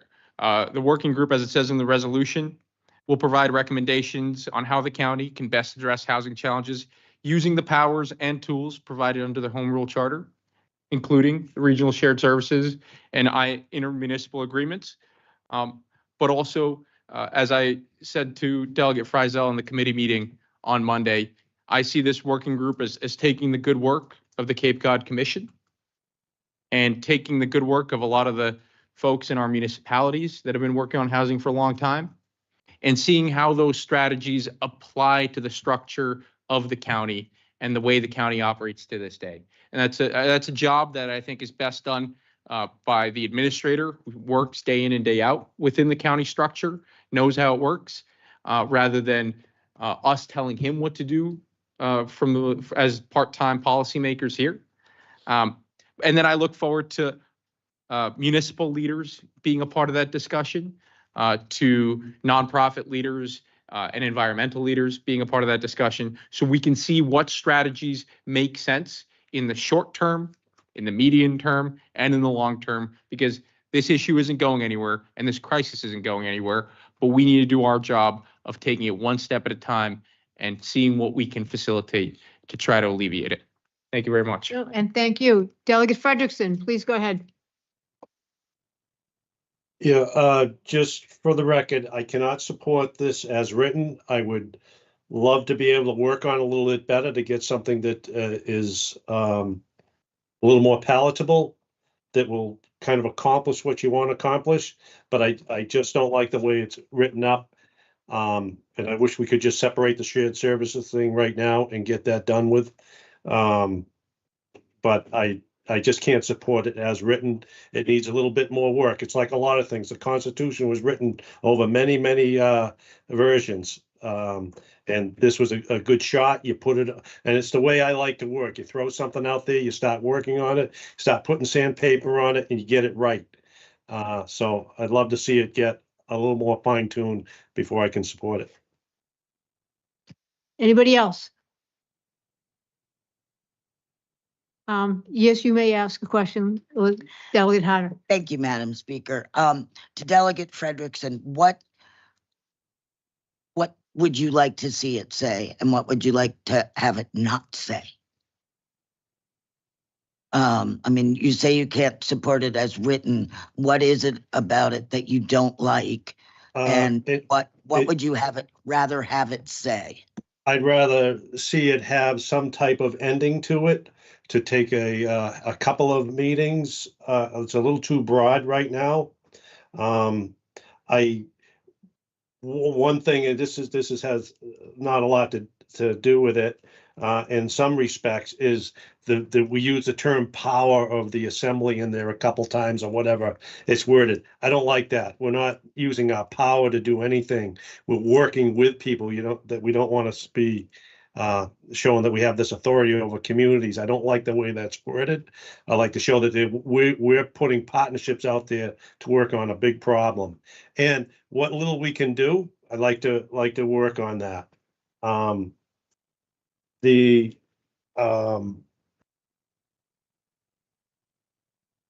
I'd like to see that it says, like, the county can best assist municipalities.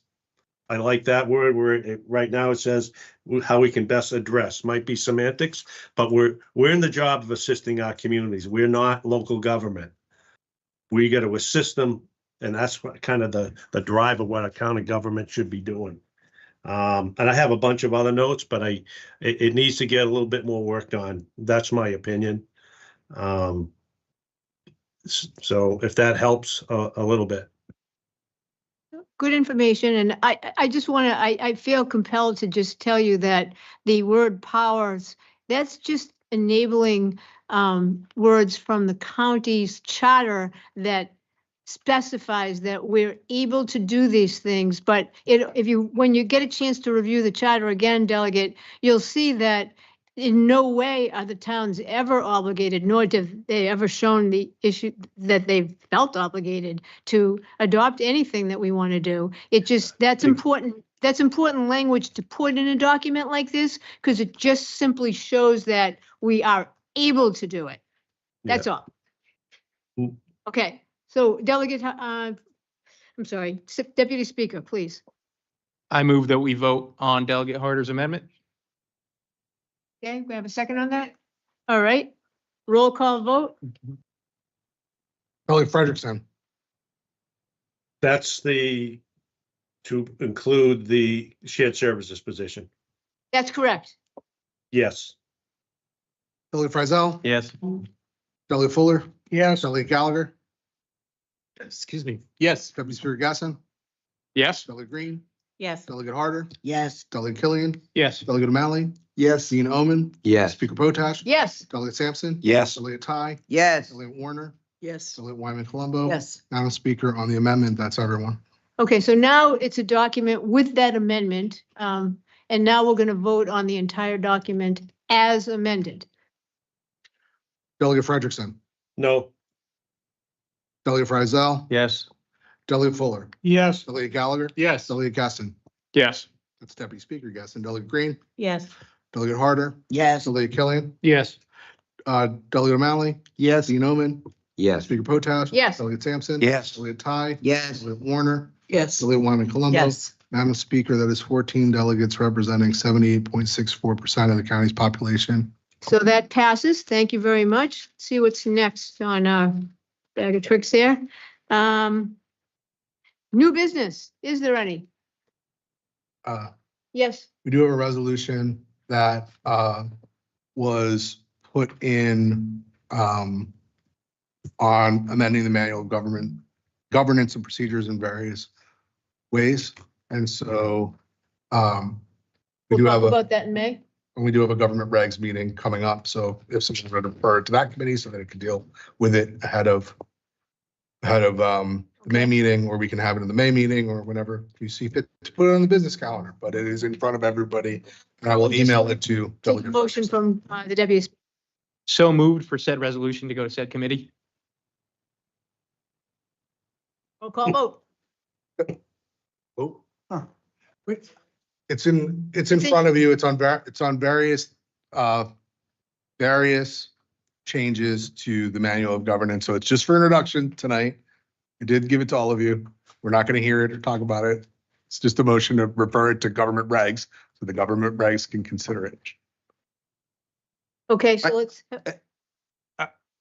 It's not my recollection that we ever refer resolutions to committees. That's the role of the speaker. Actually, the rules say that the assembly can, and if the assembly does not, then the speaker can do it, but that's for ordinances, not for resolutions. Yeah. So we're actually trying to be very precise. I'm okay. it's one that's got some rule changes, so it's just gonna go to the appropriate committee for a discussion, and then we'll worry about it in May. Yeah. Fair enough.